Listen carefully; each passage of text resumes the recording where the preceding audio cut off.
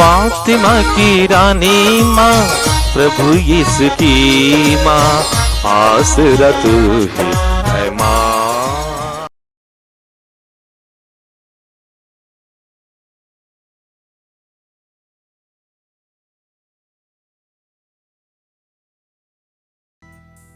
चालीसे का पहला एतवार, पहला पाठ।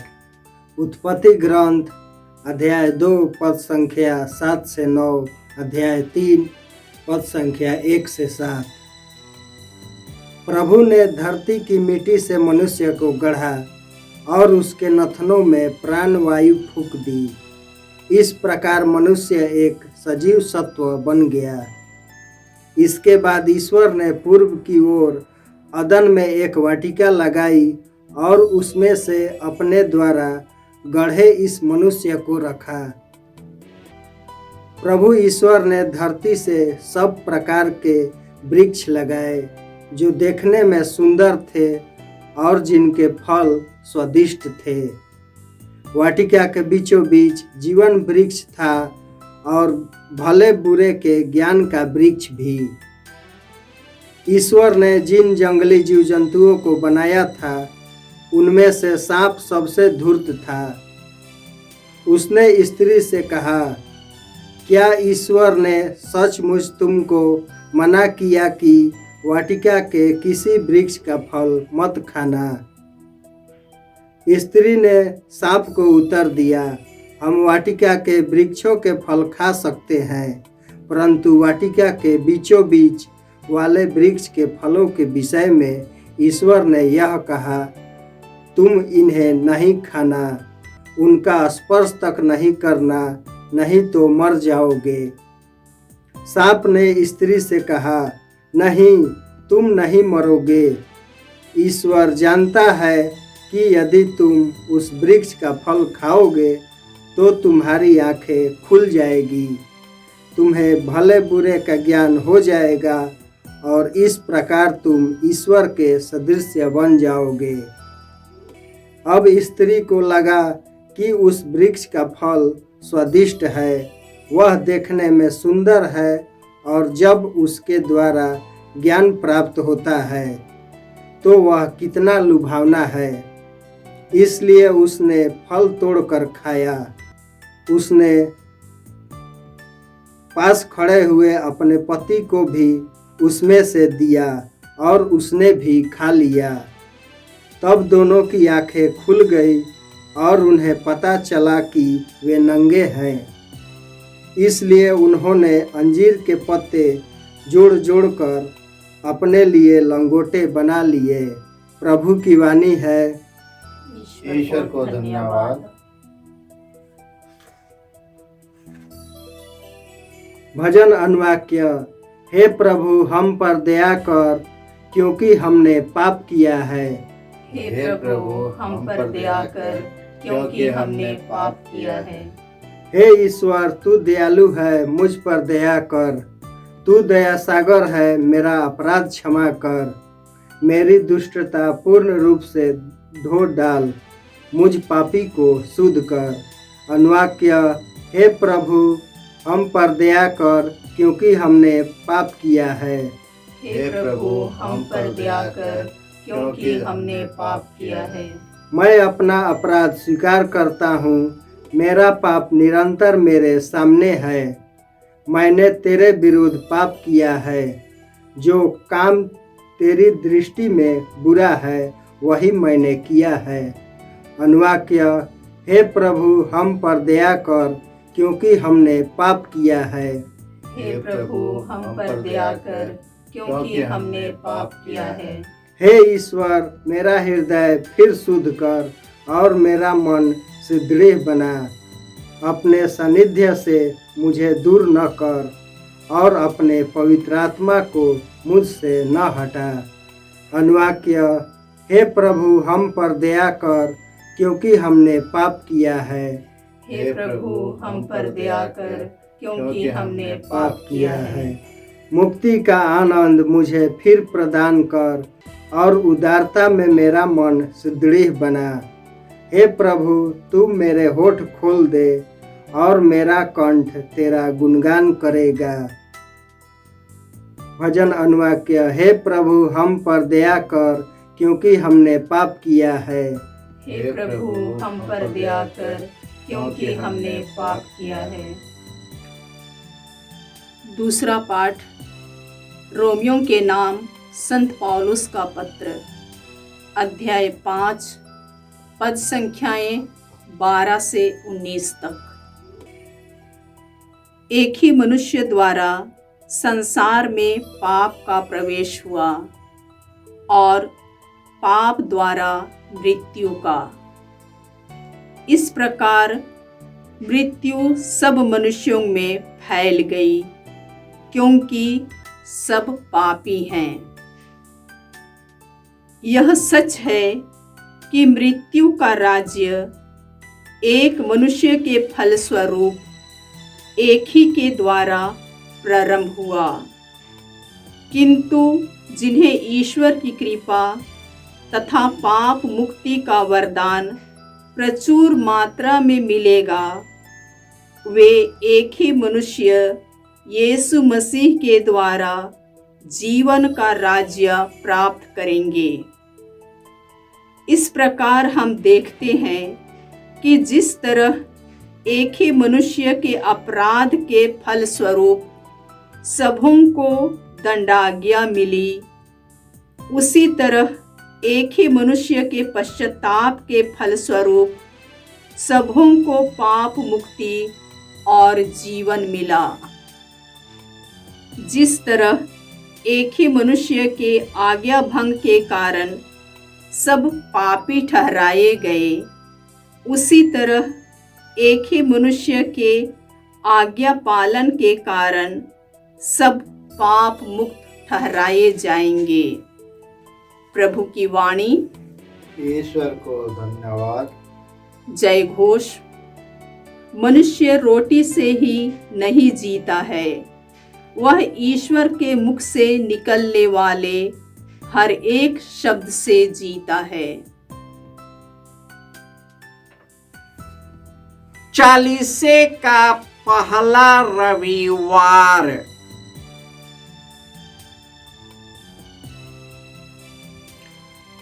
प्रभु आप लोगों के साथ हो और आपकी आत्मा के साथ। संत मत्ती के अनुसार प्रभु यीशु ख्रिस्त का पवित्र सुसमाचार। हे प्रभु तेरी महिमा हो।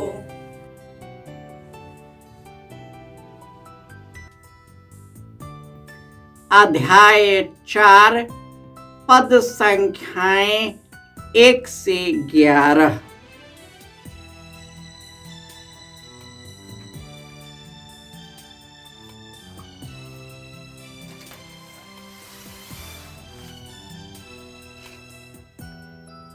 आत्मा यीशु को निर्जन प्रदेश ले चला, जिससे शैतान उनकी परीक्षा ले ले।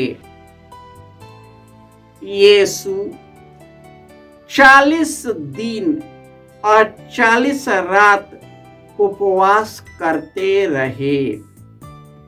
इसके बाद उन्हें भूख लगी और परीक्षक ने पास आकर उनसे कहा, यदि आप ईश्वर के पुत्र हैं तो कह दीजिए कि ये पत्थर रोटियां बन जाए।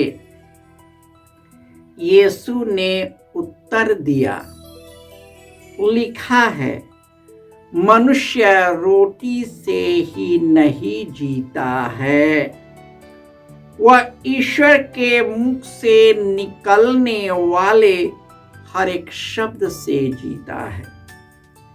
तब शैतान उन्हें पवित्र नगर ले जाकर मंदिर के शिखर पर खड़ा कर दिया और कहा, यदि आप ईश्वर के पुत्र हों तो नीचे कूद जाइए, क्योंकि लिखा है, तुम्हारे विषय में वह अपने दूतों को आदेश देगा, वे तुम्हें अपने हाथों पर संभाल लेंगे कि कहीं तुम्हारे पैरों को पत्थर से चोट न लगे। यीशु ने उससे कहा, यह भी लिखा है, अपने प्रभु ईश्वर की परीक्षा मत लो। फिर शैतान उन्हें अत्यंत ऊंचे पहाड़ पर ले गया और संसार के सभी राज्य और उनका वैभव दिखाकर बोला, यदि आप दंडवत करके मेरी आराधना करें तो मैं आपको यह सब दे दूंगा। यीशु ने उत्तर दिया, हट जा शैतान, लिखा है, अपने प्रभु ईश्वर की आराधना करो और केवल उसी की सेवा करो। यह प्रभु का सुसमाचार है। हे क्रिस्त तेरी स्तुति हो। क्रिस्त में प्यारे भाइयों और बहनों, आज माता कलीसिया चालीसे के पहले इतवार में प्रवेश कर चुकी है और आज के उत्पत्ति ग्रंथ में ईश्वर ने धरती की मिट्टी से मनुष्य को गढ़ा, उनके नथनों में प्राणवायु फूंक दिया। इस प्रकार मनुष्य सजीव प्राणी बन गए। ईश्वर ने उन्हें अदम वाटिका में रख दिया। वे बहुत सुंदर थे और उनके फल स्वादिष्ट थे। उन्होंने उनको आज्ञा दिया कि इस वाटिका के हर एक फल को खा सकते हो, लेकिन पाप और बुराई का फल नहीं खाना, खाओगे तो मर जाओगे। परंतु हमारे प्रथम पूर्वज आदम और हेवा इस आज्ञा का उल्लंघन करता है। इस प्रकार एक ही मनुष्य द्वारा संसार में पाप का प्रवेश हुआ और पाप के द्वारा मृत्यु आई और मृत्यु पूरे संसार में फैल गई, क्योंकि हम सभी पापी हैं। परंतु एक ही मनुष्य यीशु ख्रिस्त के द्वारा हमें प्रचुर मात्रा में पाप मुक्ति का वरदान और जीवन का राज्य प्राप्त हुआ है।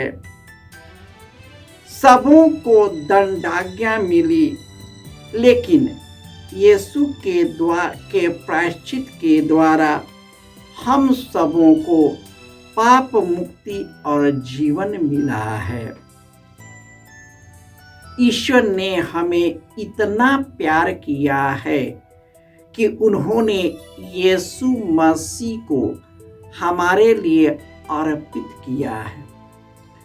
प्रभु यीशु हमारे जैसे मनुष्य के रूप में इस संसार में पैदा हुए और जिस प्रकार संसार का पाप हावी होता है, उसी प्रकार यीशु के जीवन में भी आया। यीशु प्रार्थना में सजग थे, आत्मिक शक्ति से भर गए थे, पवित्र आत्मा द्वारा संचालित थे। यही कारण है कि वे पेट की गर्मी, भूख पर विजय प्राप्त किया। जिस संसार के लिए आज मनुष्य दुखी और उदास है, उस पर वह विजय प्राप्त किया। और ईश्वर के नाम पर हम कई प्रकार से उनकी परीक्षा लेते हैं, वह उसमें भी सफल हुआ। यीशु के द्वारा ही इस संसार को बनाया है, उसमें और उसके लिए ईश्वर ने सब कुछ अर्पित कर दिया। लेकिन यीशु जिनके हाथों द्वारा यह संसार बना है, उसी संसार के मोह माया से ऊपर उठकर इन सब पापों पर विजय प्राप्त किया है, ताकि हम भी उनसे संयुक्त होकर हम धन, शरीर और आत्मा पर विजय प्राप्त करें और हम अनंत जीवन के भागी बन सके। जय यीशु।